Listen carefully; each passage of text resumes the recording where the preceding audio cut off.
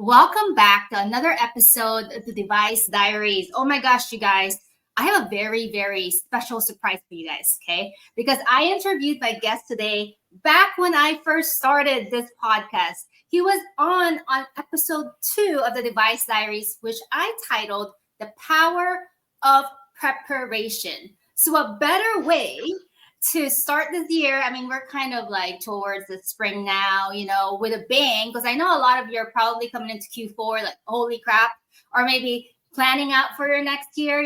I know our fiscal year ends in May. That's just how my territory is. And I just want to emphasize the red hat and the red glasses because we are the red hat gang, technically, right? Especially if you are an OREP. All right, you guys, without further ado, I want to welcome back Mr. Jarrett Mitchell. Welcome back to the show, Jarrett. Oh, hey, Gaida. Happy to be here. Thank you for having me, as always. Yes. I mean, you guys, okay, just a little background of how I know Jarrett. Jarrett actually used to be my neighbor, okay? And him and I became really, really good friends. And come to find out his med device, I'm like, okay, you just got cooler. And then he's killing it. He's actually in pharma. So, Jarrett, can you refresh our listeners about what you do and what you sell? Yes. So I am, my company, we are in the oncology space. So I have a medicine for metastatic breast cancer. And I am in the Phoenix area, and that is my territory. And love what I do, literally being in the metastatic setting and talking to physicians and providers and having them say, I just had this, I was going to have a hospice talk with a patient and then put them on your medicine. And now they're out gardening, they're out riding horses, they're out riding bikes, they're out doing the things that they want to do. And that is, to me, you can't get more rewarding than that, knowing that I actually am helping be part of the care team, part of the oncology team, keep a patient from achieving whatever dreams they have and goals for the rest of their life. And it's very, very encouraging and motivating. So that's what I do. And I've been doing it for, oh gosh, we got it's almost 20 years. Yeah, I know, almost 20. Right out of school though, Guida, come on. No. Yeah, so I've been doing. I have some experience. And I love what I do, and it's been a great journey. So I love how you started with. I love how I have the ability to improve quality of life. Is basically what I got out of that, and that's super super cool, you guys. Because knowing, I mean, you guys know salespeople. Come on, I'm gonna call you out again because that's what I like to do. It's so easy to get wrapped around the quotas and the money, but at the end of the day, we have to remember this: customer centric, patient safety first. All right. And you have to believe in whatever it is that you're selling, whether you're in surgical, your pharma, your capital equipment, whatever it is. There's so many implant sales.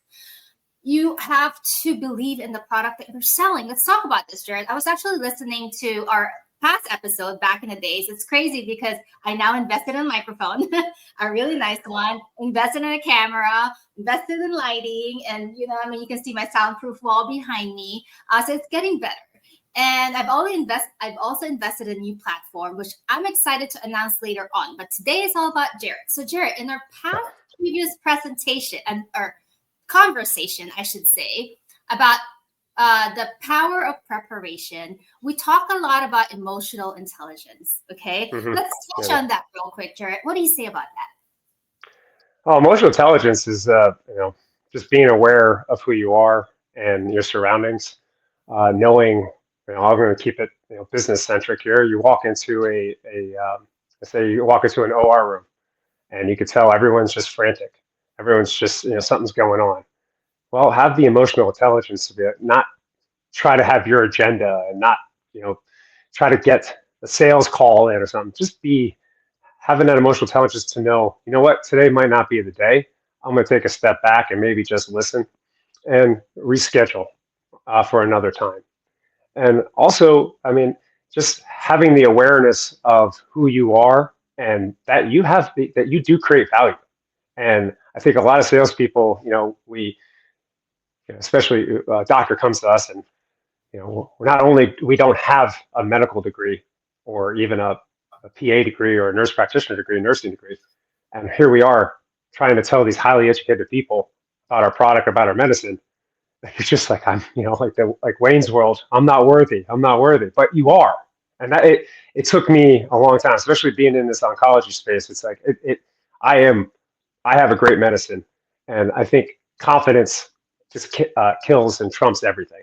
If you have the confidence to, your ability, your drug, your device, your product, deliver it and listen and listen. And that's, I think, that all comes with having emotional intelligence. If you didn't, and you're not listening, you just have this agenda, and you're like, oh, that's great, doctor. But what about this? Like, he's thinking in his mind, I don't care about that. Like, that's what you care about. So I think one thing that I have been in my professional life have been working on is doing more listening. Truly listening to what my customers' needs are instead of what I think they should have. I've done a good job with that, but I feel like I could always do a better job. And that's something that with emotional intelligence, take that step back, analyze yourself. What can I do? What am I doing well? But then what can I do better? What can I improve on? So there's a lot to do with emotional intelligence, but I feel the biggest key takeaway for me is having awareness of who you are and knowing who you are, and then at the end of the day, having that confidence to believe in yourself. Hey, freaking man, I told you guys it's going to be a good one.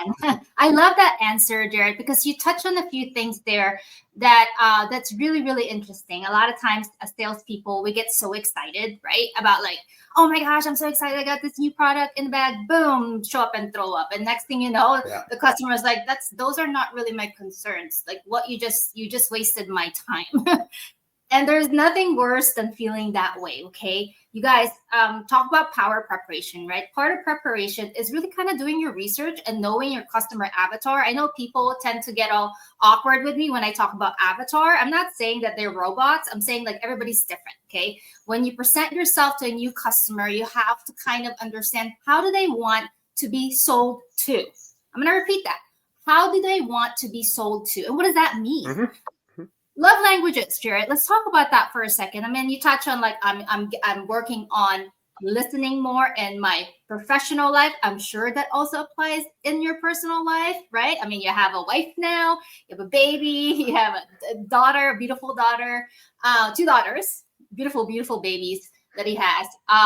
So talk about that for a second. Why is it important? Why do you think that knowing your customer's love language is huge when it comes to selling? That's a really good point, and I never thought about twisting it to the love language, but it comes back to this, and the importance of it is, and this is where preparation comes in. Say this is your first time meeting the patient, the doctor, and you're thinking, all right, I don't know, no idea who this guy is or this woman. LinkedIn's a great resource. The web is a great resource. A lot of them have their bio. Where they came from, where they did their training, where they did their residency, even their undergrad. Find a common ground. Or if you've spoken to other providers before, hey, do you know this person? Just kind of get a feel. One thing that I always love doing, say like you got to go in their office. Everyone has and should display something of importance. And as you're talking and listening, you can just do a quick glance around the office and say, oh, basketball player. Okay, I can talk to them about that. But if you didn't prepare for that, if you didn't know who they are beforehand, you probably you miss an opportunity. But so that's one thing. The other thing with the love languages is asking, what are your goals when with a patient, because every patient goals are different. Some patients, like for me being in metastatic oncology, they wanna know if I can make it to my daughter's wedding or not. Do I have a medicine for that? Can I extend them for there?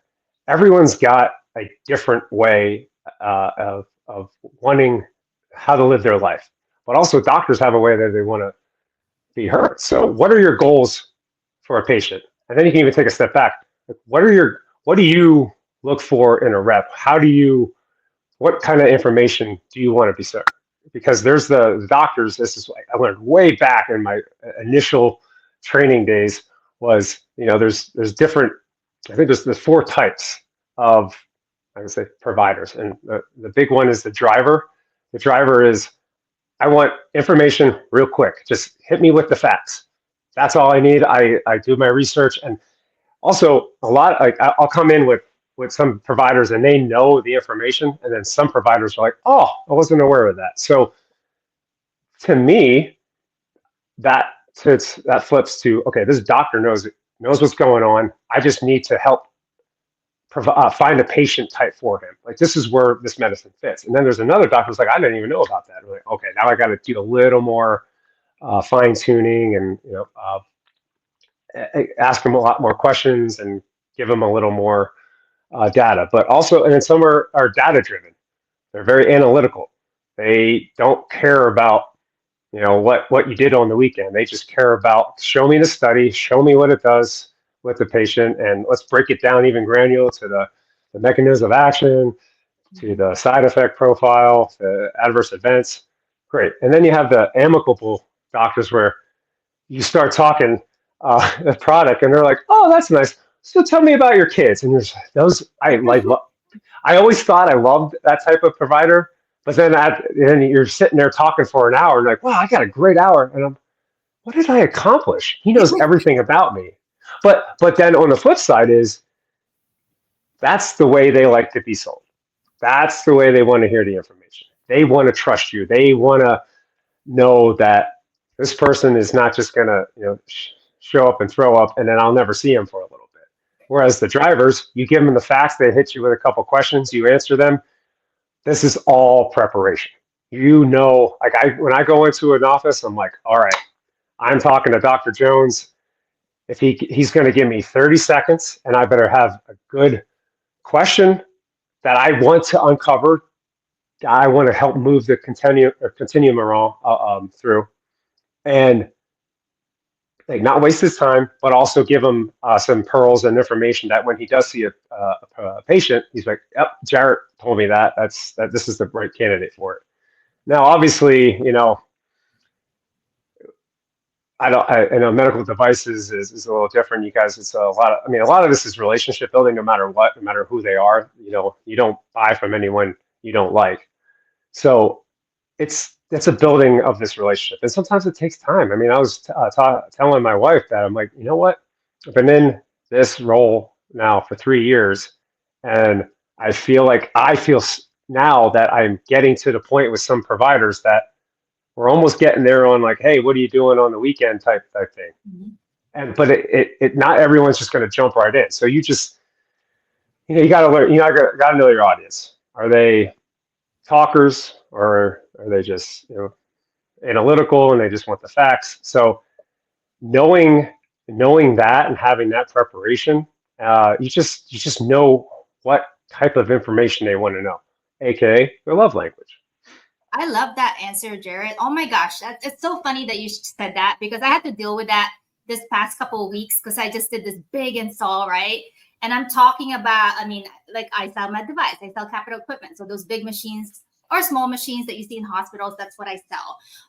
And I got to learn, talk about selling in the C-suite, talk about selling to IT, to biomed, to supply chain, nurses, physicians.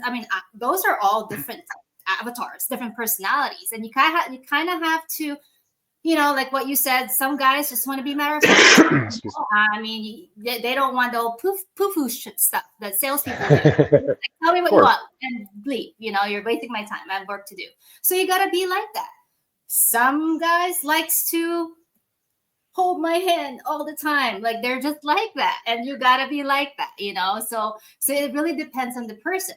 Some people, they want every single information, every single move. They want to be updated. Like, even if I'm just going to wash my hand, I'll be right back in 2 seconds. They need that. They need that validation from you because that's just how they want to be loved. Some people, I'm busy right now, come back in 20 minutes, you come back in 20 minutes, they're like, oh, I forgot about you. That's okay too, So it's like Yep. it's different people, different personalities, but part of being a salesperson, it's really understanding personalities. Okay, so we're gonna keep moving forward, Jarrett. So when we talk about power preparation, the last time we talked, you actually touched on a little bit about really understanding the gatekeepers. Okay. Okay. Yes.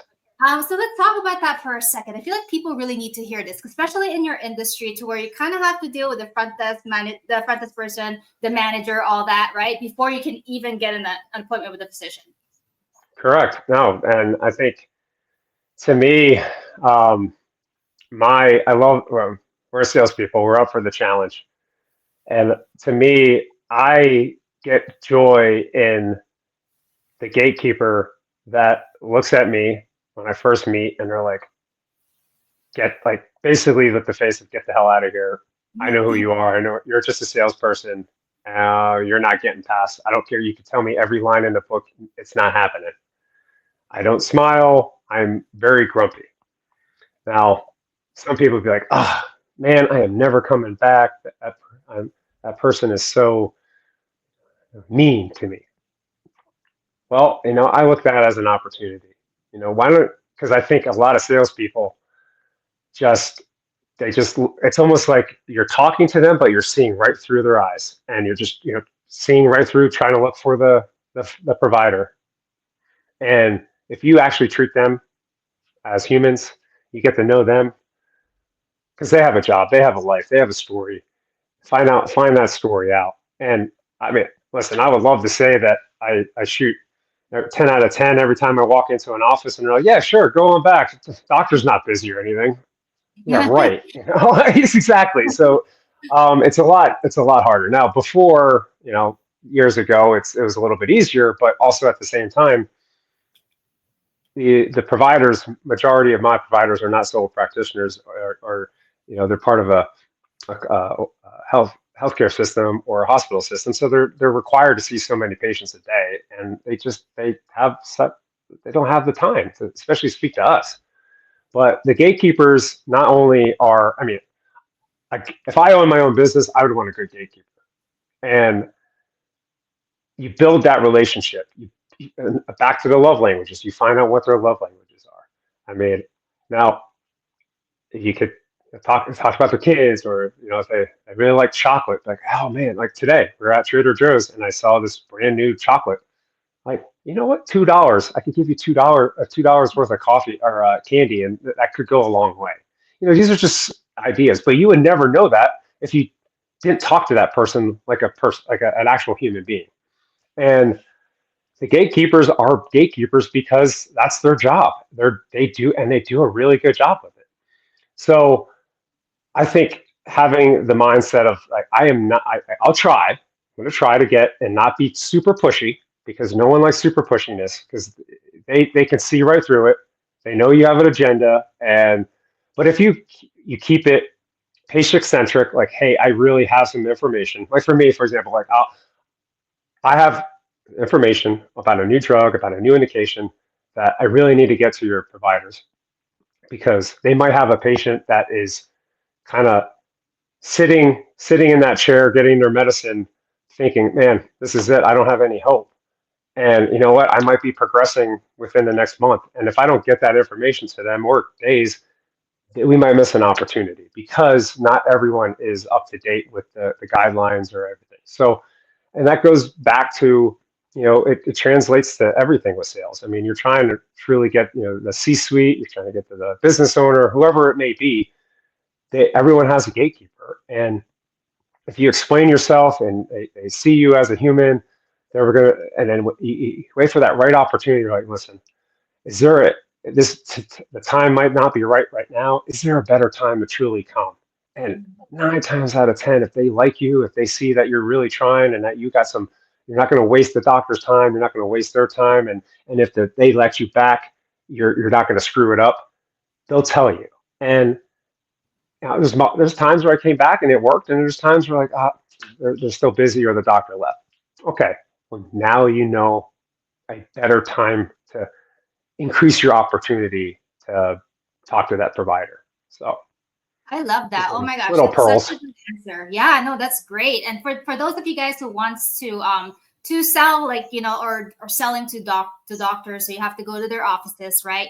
Find out their schedule too. They have office Of days, they course. have surgery Yep. days, so those are really important. Don't show up on their surgery days, you're gonna look stupid. Yeah, Right, yeah. you're done. You're like, newbie, go. And also get to know the gatekeeper. I mean, those are the first questions you ask for those of you who's wanting actionable steps right now. Or maybe you're just forgetting the basics, right? I mean, the first thing you do, new account, ask questions, names, who's my contact, when are they here, when do they take their breaks, all that, right? I mean, Ryder, those.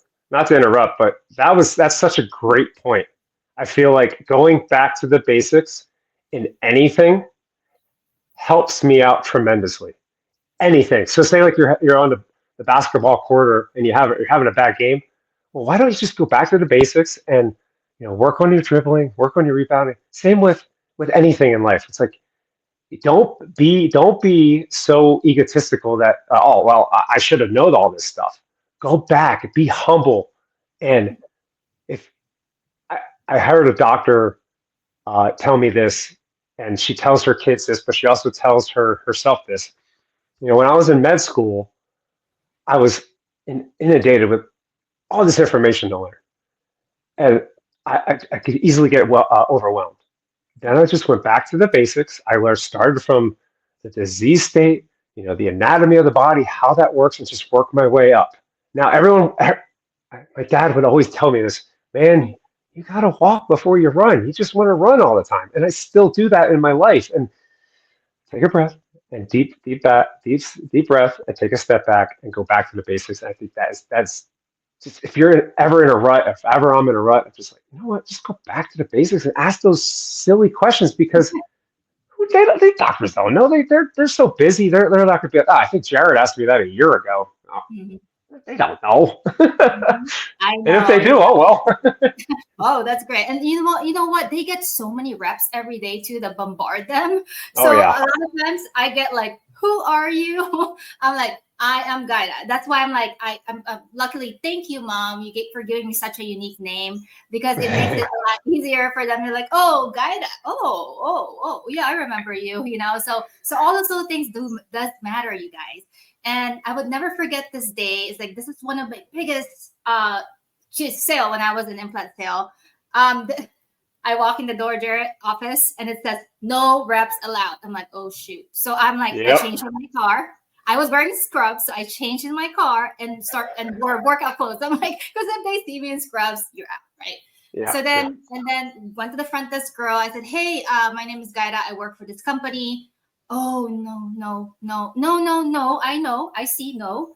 But I said, here's my card. Can you just hand it to the doc? I'm not leaving you anything. And I will do it every week. Here's my card. But the difference that I did was this, okay? I put my picture in my business card. Now you have a face to the name, all right? True. I'm going to repeat that. Season reps, that works.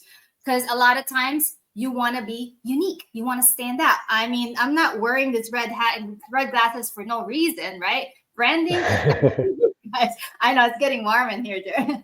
Branding is everything.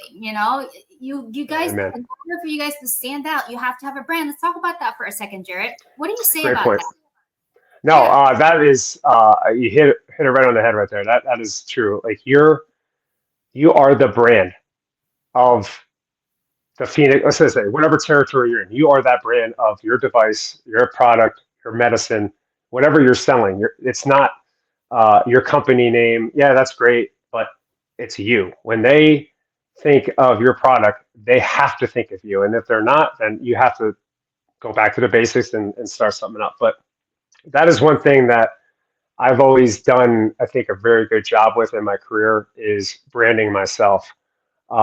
At times it's hard because we have counterparts and we have other people in the mix, and it's like you want to take sole proprietorship, but you can't because we're not just an army of one. Or it's a village to get all this information and get the right uh, right information to these providers.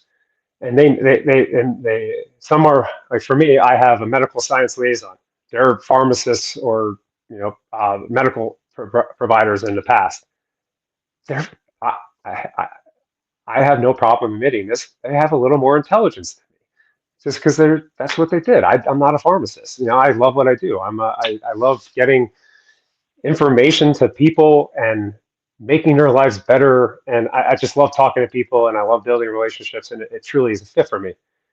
But I forgot where I was going with this one, but branding yourself but branding yourself is so key, because if they like Guida's point, they see your face, they're like, oh, okay, I know who she is. Okay, yeah, that drug. Oh, yeah, she's awesome. Like she's never been rude. She's always given me great information. She doesn't waste my time. You know what? Hey, Cindy, allow her to come back. I got a couple seconds or a minute. And now I don't have my picture on my business card, but I do have it for my email. And that does, I think, when I send an email via my laptop versus my cell phone, I'd rather do my laptop, because it's got my face there, especially when I'm emailing information like I did recently. I want to get that information out, and some of the doctors are like, oh, I know him. They might not know my name, but they know who I am, a face. And by creating that brand, always showing up, being consistent, being genuine, truly not saying like, I don't know the answer, I'll get back to you. This is all, and then you get back to the provider or whoever it is that you're talking to. This all builds your brand, because that they're starting to say like, okay, Jarrett's reliable. Jarrett knows his stuff. Jarrett's going to, pick up the phone and go the extra mile for me. That's something that not sounds so silly, but a lot of reps or they just don't do it. And I mean, I'm guilty at times. But it's just like, man, what X, Y, and Z is not going to turn out if I. But what if? What if you do? Think back all those times when you did go the extra mile. It's like I don't know if you're biblical or not, but it's like, you pray to God, and God doesn't provide to you that second. That's not it. God will provide, and that's how I look at it this way. It's not. This might not be the right second, but it's gonna benefit you later, and that's always at the right timing. And you got to seize that moment. Like, especially for salespeople, when we got that moment, you got to seize it, and then this is where I came back with listening. It's like you have your opportunity, listen to their needs, and a lot of good questions come from just having a dialogue, like what you and I are doing. I mean, yes, we prepared. No, but we did. But also like we're able to have a conversation, and right off of one bat. I mean, you just said, um, uh, I mean, preparing and listening to things, and also going back to the basics. Like, if you never said that and I wasn't listening to you, we want to create a conversation. So I think, branding is so key. You don't have to have like a flag, and you don't have to wear some silly stuff. Like, Guida wears this. This is my brand. That's her brand. She's part of her brand. However you want to be, that you do it, and as long as you're memorable. And I think a lot of people look at it like a brand is a logo or something. No. This your medicine. Everything is you. What you do with that, how you react, what you say, your reliability, your follow-up. This is all creating the brand. So don't just look at it as a logo, or I walk in with my company and my medicine name. Yes, that is part of it, because without that, they don't know what the heck you're selling. But also, I mean, how many times where there's turnover in positions, and they're like, hey, you still selling that? Nope, I got this now. Like, oh, okay. And then they quickly forget the product, but they know who you are. And you just pick up from day one because you created that brand. So. Oh my gosh. I love that, you guys. It's crazy, because when I talk about branding, people assume it's social media, it's the logo. It's not. Oh, right. Yeah.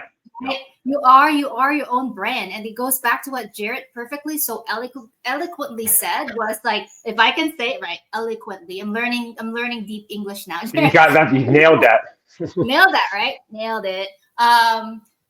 Is that It goes back to authenticity. It goes back to, doc, I don't know the answer to that, but I'll find out for you. It goes back to being friendly. It goes back to, hey, Mm-hmm. are you feeling better today? You know, I know you were not. They're humans, you guys. They see through BS. They see through BS, okay? And if you're BSing your way to success, you're gonna get hit, and you're not gonna succeed. It's just a matter of time. I've seen this happen from time and time again. Those reps that are just like one of those sleazy reps. They might. I know it hurts my heart when I see them sound. When I hear them sound, so inauthentic. Like they're faking it so much, and it just Yep. sounds the same. And I watch them. Okay, and then they would take shortcuts, meaning they won't go to the sales process. They might land the deal, but then what happens? What happens there? Since they did, going back to the power of preparation, since they didn't prepare, guess what? Once the deal got landed, everything is disoriented. Like nothing is working. There's no process there. Everybody's pissed off, right? Everybody's getting mad at them. Rep is never welcome in the room ever again. Let's talk about that for a second, Jarrett, because I know you did this when I talk about sleazy salespeople. What do you say about that?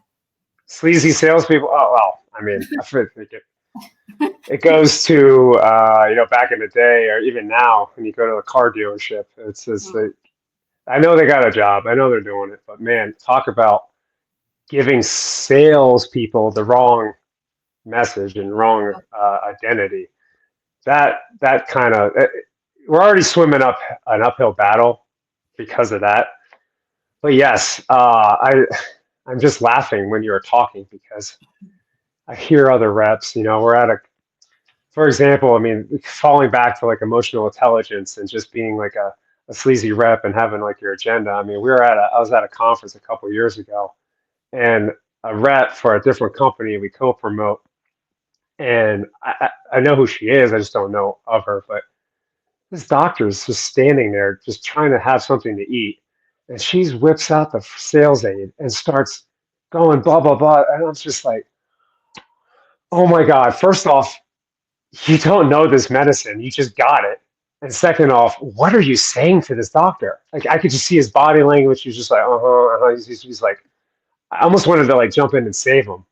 And I should have, but I didn't. But luckily, like they were gone. But that's an example. It's like, you don't whip out a sales aid. You just have a conversation and you talk, and then you close for like, hey, we have XYZ coming up, like a new product coming up. Can I schedule some time with you? What's the best idea? What's the best way to get in contact with you? Is it email or actually just say that? Just what's the best way to contact you? If they say your cell phone, boom, you're in. If they say email, great. Some providers or people, they'll just let you right in. Some are like very guarded, and that's okay. You just got to know who they are.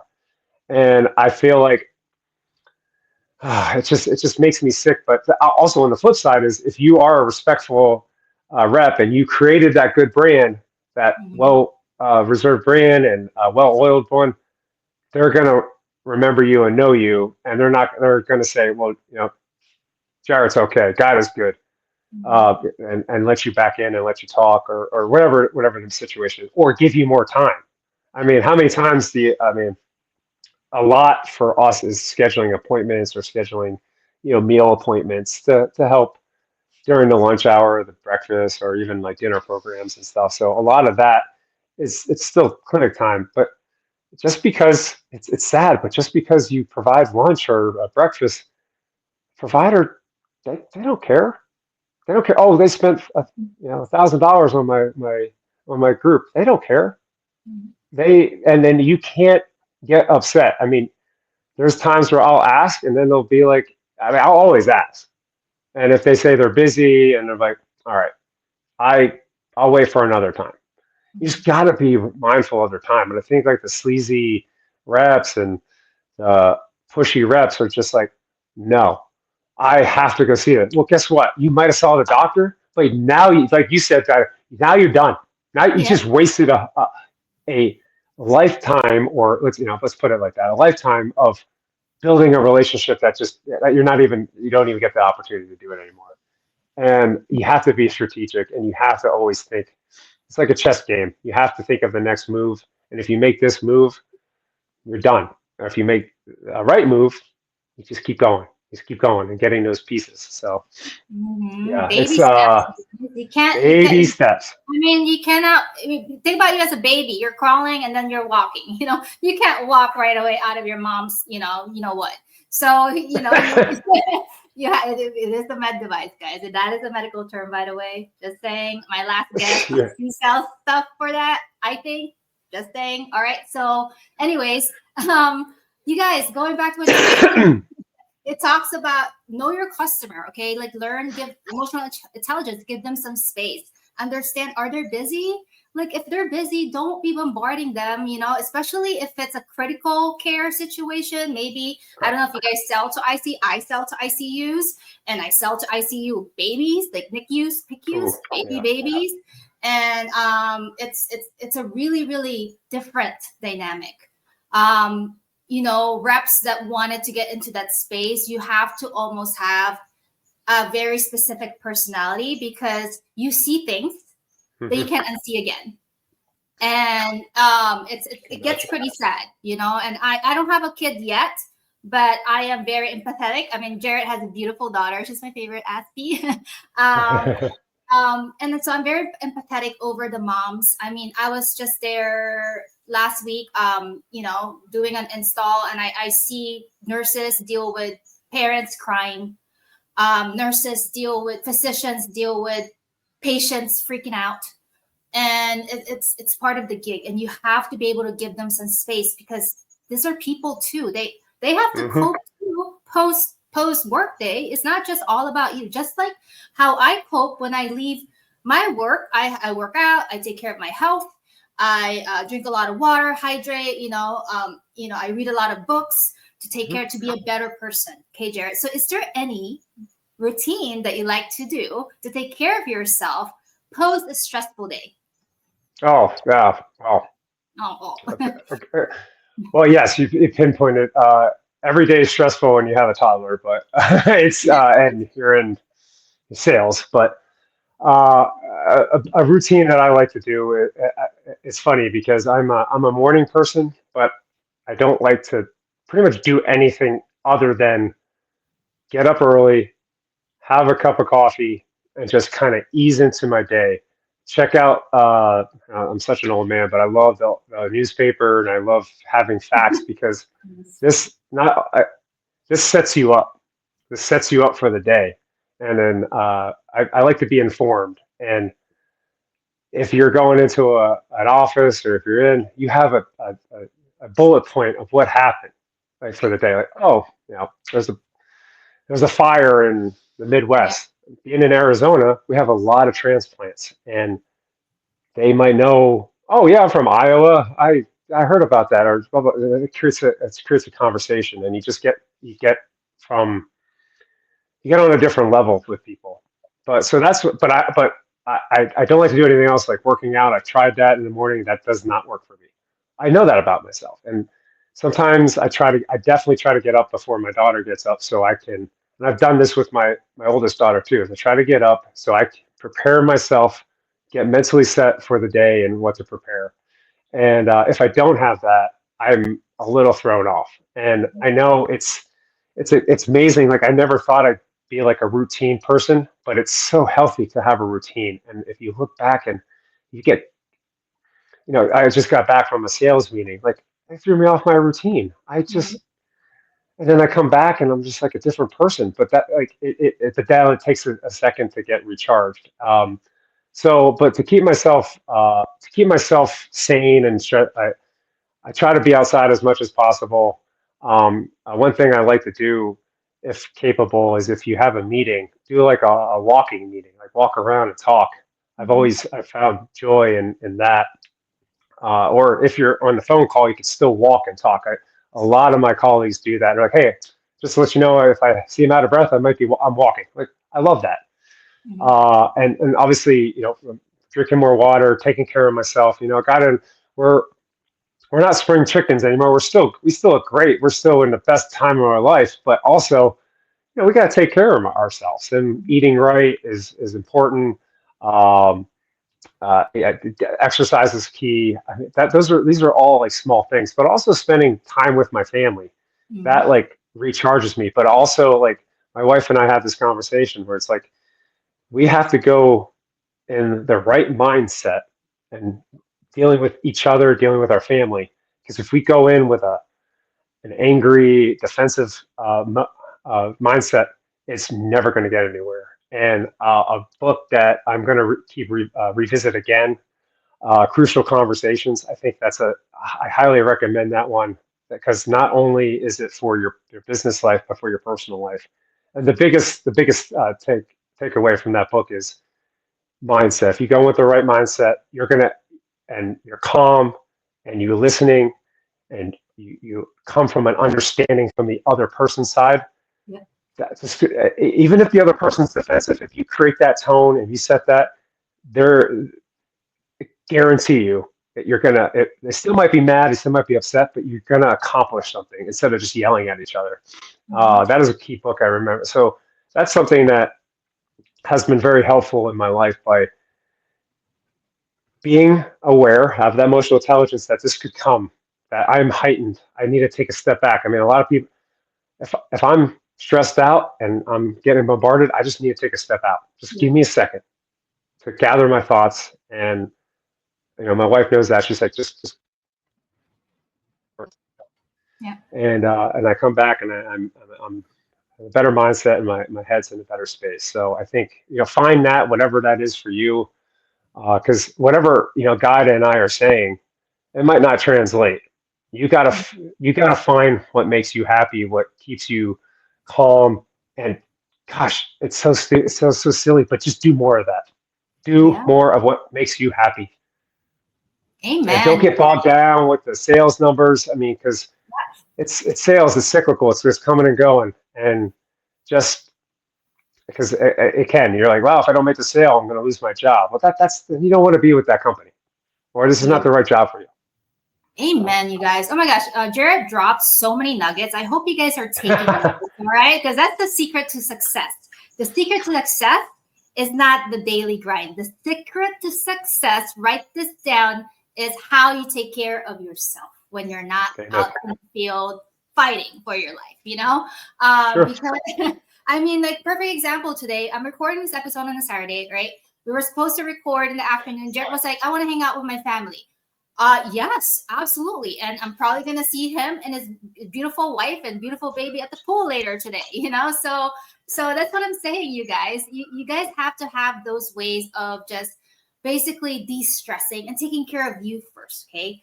Correct. That I remember somebody saying this, and I'm sure if I quote it, you guys are right. Jim Ron said it. Is one of the most famous, most successful billionaire business dude that says if you want to be successful, I'm probably paraphrasing now. This is probably not exact words. I'm sorry, Jim Ron. Sorry, but basically, if you want to be successful in life, you got to be successful with you first.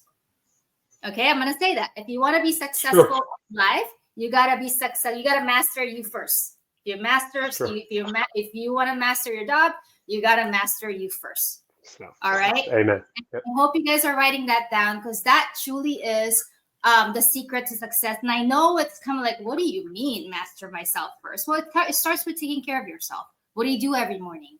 Okay. What do you do at Mm-hmm. night before bed? What music do you listen to?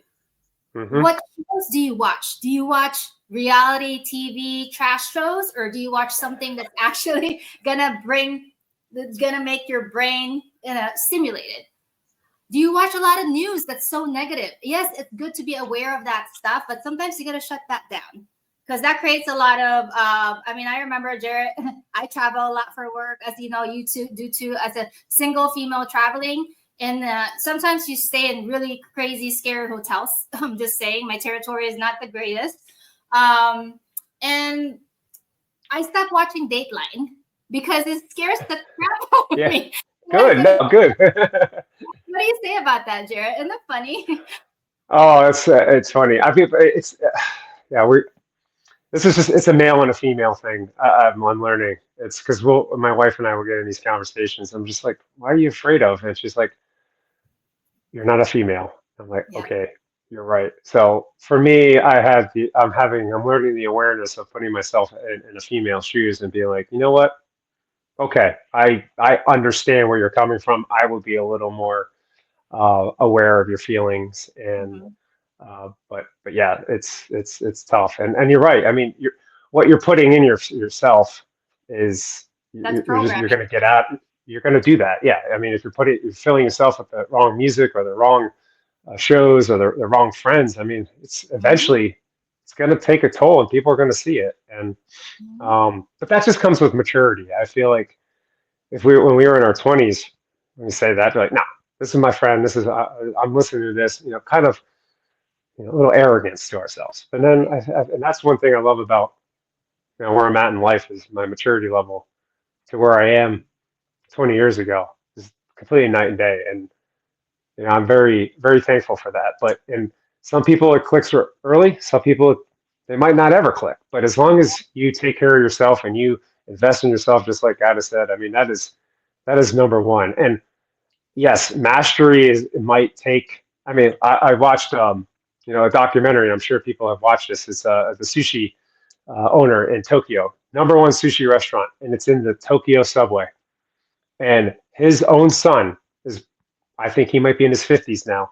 He will not like pass the sword or the knife to him because he's not ready yet. Wow. 50, he's 50 years old. His own son, and he hasn't mastered who it is. That's just, I mean, that's just to keep your mindset. It's like it's an ongoing process, and I think what you said is like some people might be like, well, master, like I can't master. It's going to take forever. Yes, it's going to take forever, but as long as you're building each day, that's what I try to do. Try to make every day better than the last, and every call better than the last. If we talk about sales, Talk about this, you guys. Like, I literally wasn't planning on doing the Device Diaries podcast, but yeah, I'll be stuck in the car for hours and hours driving, and I would look for things to listen to, right? Like the podcasts and stuff. And I remember getting a call. I'm gonna tell you guys the secret of how the Device Diaries even got created. Getting a call from one of my colleagues, and he's like, "Gaida, I have a 5 freaking hour drive. I'm so bored. I listened to a lot of podcasts. It just doesn't click." He goes, "You know what right. will be good?" I said, "What will be good?" If there's a podcast just talks about the daily grind of a med device rep. And he goes, "Do you know who I think who should do it?" I'm like, "Who do you think you should who do you think should do it?" He's like, "You." I'm like, "Oh." So that whole day he sent me a list of titles, and I basically grabbed the Device Diaries, Navigating the World of Med Device Sales. I get to interview all the smartest people on the whole planet. If you guys missed Jarrett's first interview, listen to that. Lots of nuggets. We're gonna keep dropping nuggets. Make sure you're writing down book ideas. Books are so huge, you guys. Read Yep. books. It doesn't have to be sales books. It could be personal development books, and it all applies, right? So, what do you say about that, Jarrett? Let's talk about that for a second, because I feel like salespeople tend to just buy sales books. Why do you think it's important to really buy personal development books that's going to help you become a better salesperson? Oh, that's such a great point, Gada, and I'm sure we all have our sales books and we have our books that we bought and we get some pearls and from that, but it's like, oh, it's all the same. Mm-hmm. It's all the same thing. And but you need a starting point. But why personal growth? I mean, I'm a big proponent. Like that's all I read. I'm not a fictional reader. I could care less about the stories. That's just not my thing. Like I'll watch the movie, and I know that about myself. But I am a book reader, or podcast, or listening to self help books, and I find something that's key. Not just because I told you to read Crucial Conversations, or I told you to Who Moved My Cheese. It's these are all good books, but they might not resonate with you. Mm-hmm. And I know, like for me, reading personal, like the book I have right now that I need to get to, it's Arnold Schwarzenegger's new book, and it's kind of it's an advice book on nutrition, on managing success, uh, having that routine, just a lot of good pearls from a man that has he's an immigrant. I Mm-hmm. gotta resonate. an immigrant, and he did it the right way. And he just and he's up in his 70s now, and he's been very successful from movies to bodybuilding to being a governor to now, obviously being a movie star. So um, just books like that, because if you could get some pearls and out of any book and truly work on it. I mean, you can hear it. I mean, how many times do we hear stuff and like, oh, that's a good idea, or I take notes and I'm like, I never act on it. But that's the thing. Like you have to act on whatever you're doing, or whatever you're receiving, whatever you're listening to, because I can write a book and Guida and I can tell you what to do, but if you're not going to do it, then what's the point of listening, or what's the point of even taking our advice? And it might not work for you. Find your own. We're just giving you ideas. We're giving you like a lot. Like, you see these writers, they have writer's block, and they go up in the mountains and they're like, I need to just clear my head, and they're still like, they've been there for 30 days and don't have one page written because it might not like we're giving you starting points. We're giving you something to be like, you know what? Yeah, I like that. Or I could flip it differently to make it my style. And that's all we're asking. And that's one thing, like if I'm mentoring people, it's like, how do you learn? What's the best way that you learn? How can I help you? Because my style is not the same. Like even with parenting, like I parent my two daughters differently. And even though they're at different ages, but I still parent them differently because they're two separate people. And I know how my wife learns. And that's what we're asking here is that just, we don't know all the answers. We're just here to help you out. And we love what we do. We're very passionate about what we do. And I love how I love hearing how something got started. And that is such a great story because, there's so many times where I'm, talking to colleagues and it's just never dawned on it. Or the other side is like, yeah, we should do that. How many times like, we should do this, we should do that. But guess what?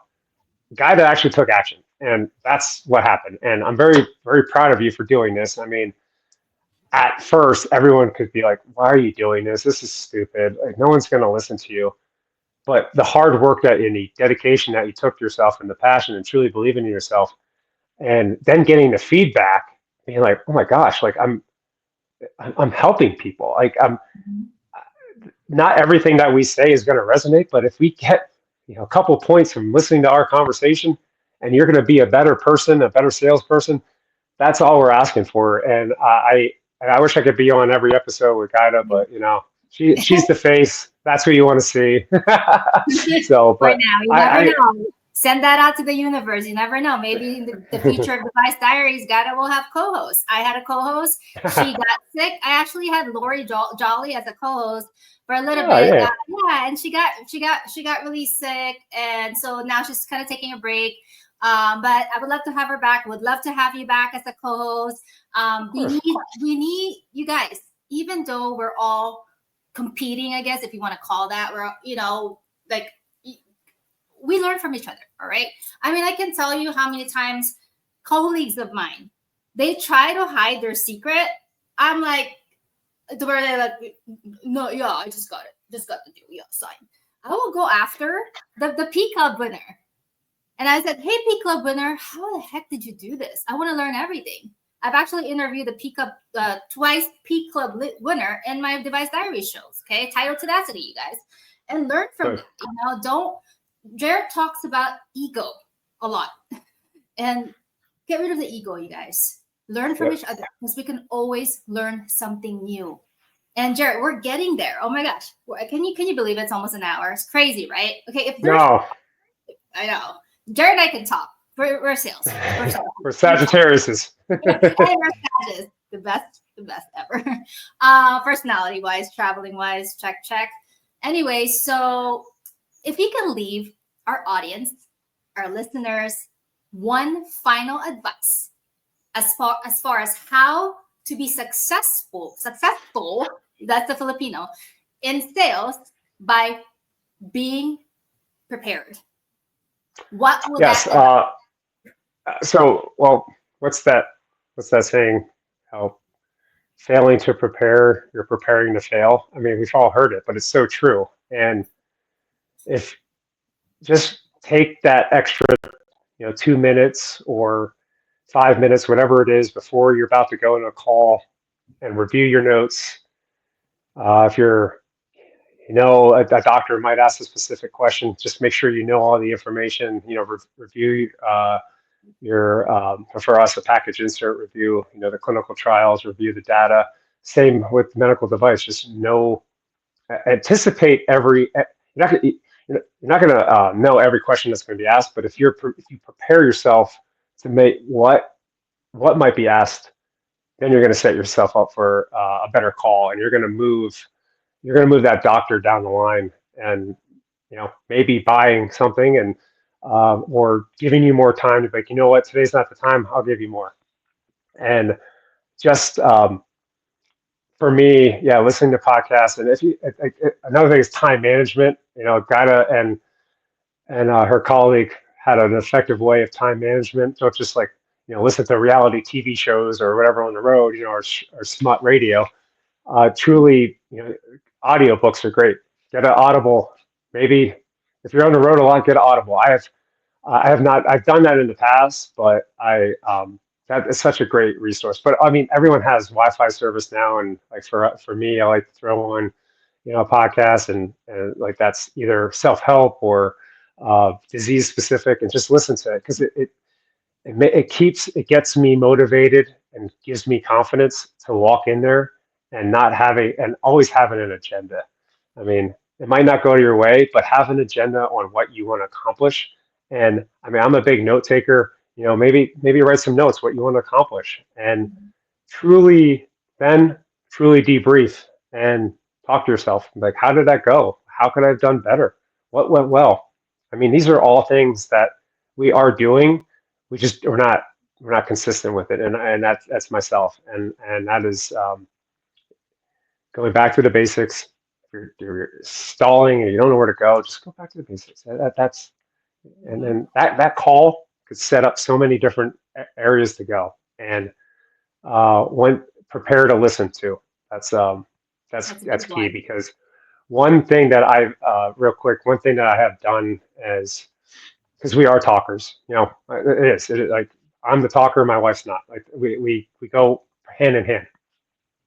But when you get that person talking about what they want to hear, they're going to start talking, and that is, maybe taking a step back and not just talking about yourself all the time.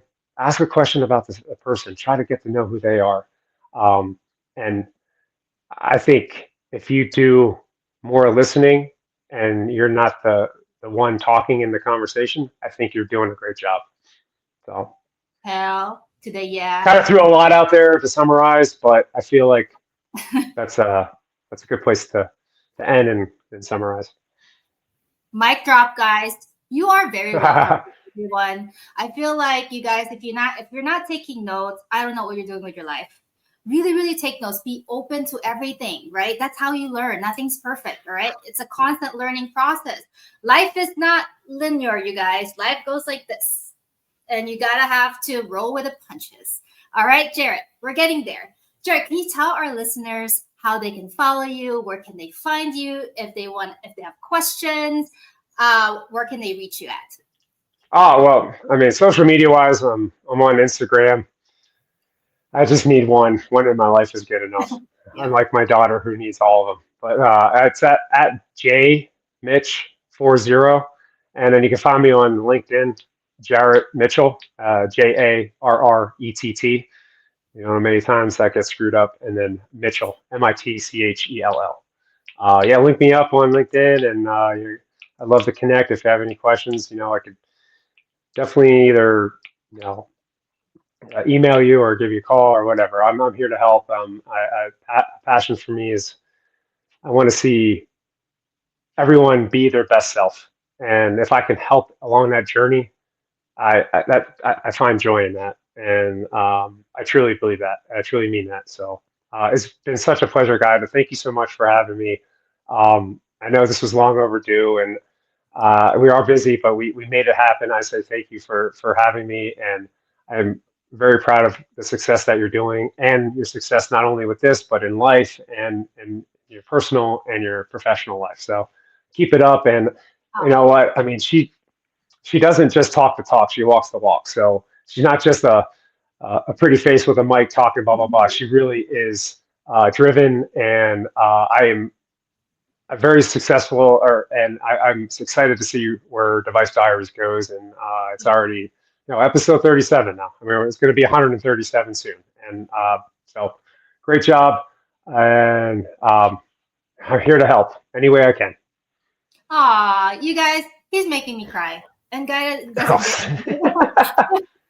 thank God for the glasses.